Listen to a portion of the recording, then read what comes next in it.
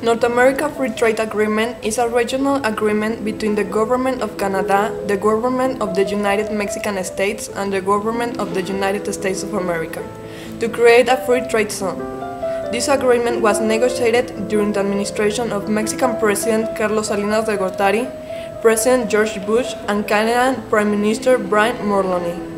The trade agreement was signed by Mexico on December 17, 1992 and became effective from January 1, 1994, when we met with the procedure of ratification by the legislature of each country that signed it. The free trade agreement was seen for almost all the citizens of the country as something good, something that can provide the development of the country, the economy, the international market, something that breaks with the barriers and gives the country a good foreign relationship.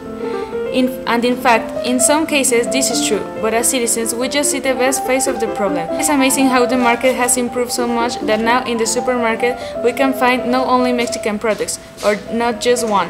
Nowadays we can find products of all the parts of the world thanks to the free trade agreements Mexico have. But these agreements also bring problems, in fact a lot of them. There is not only the fact that now Mexico can have diversity of products in the market, it is the fact that the resources Mexico has are being overexploited because of the lack of machinery and resources, giving us a clear disadvantage between other countries. To help this problem, the Mexican government has created an economic development plan to achieve the industrial development to increase exports and as well decrease the dependence on oil revenues, conserving the inflation and at a competitive level. The government is ready to give incentives to attract new industries in some particular areas within their borders, breaking barriers and improving the development in reducing tariffs and non-tariff barriers. The government is also interested in promote a consolidation of companies in the industry. This with a view to increase the participation of the Mexican investors and reducing costs for both locals and export market purposes. The problem is that there in Mexico there are no free trade zones. For helping this problem, the government of Mexico has get into many laws to regulate the register of investments.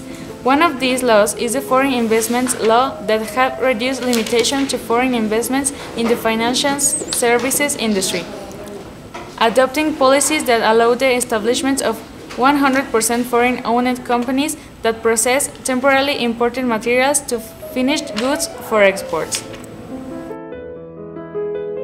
The government of Mexico is trying to improve the politics of this trade in order that the benefits for our country become better.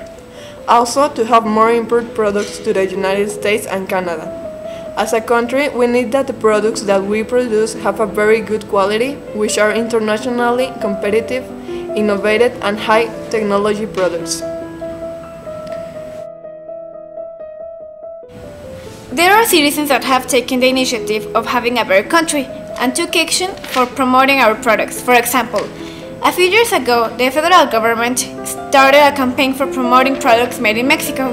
This campaign tries to increase the consumer preference for Mexican products and strengthen the brand presence in the international markets.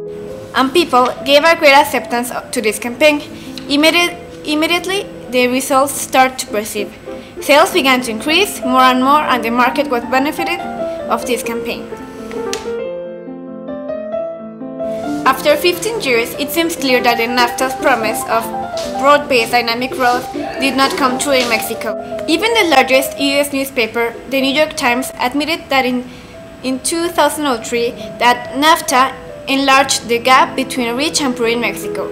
There is no evidence that the treaty has led to an increase in real wages. In fact, wages are below the level they were in 1994.